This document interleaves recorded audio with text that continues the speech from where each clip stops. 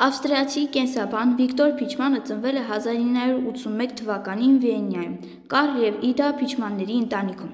Ճամփորդելով և հավաքչական աշխատանքներ կատարելով Արևմտյան Հայաստանի տարածքում նրան հաջողվել լուսանկարել հայերի բնագաղթի տեսարանները։ Հուշագրավ է, որ Վիկտոր Փիչմանի լուսանկարներում բնագաղթյալների շարքերում տղամարդիկ չեն երևում, միայն հայ կանայք են երեխաների հետ։ Հայ տղամարդկանց մեծ մասն այդ ընթացքում արդեն սպանվել էր։ Փիչմանն ականատես է դառնում բազմաթիվ բռնությունների, որոնք իրագործվում էին ծառագրյալների նկատմամբ։ Իր հուշերում Փիչմանը նկատում է, որ տեղահանվածների առաջին ալիքում հայ հասարակության վերախավն էր։ Էրզրումի նահանգի հայ բնակչության բռնագաղթը սկսվեց 1915 թվականի հուլիսի սկզբներին։ Պատմական աղբյուրները և վերապրողների վկայությունները փաստում են Էրզրումի հայության դաժան ճակատագրի մասին։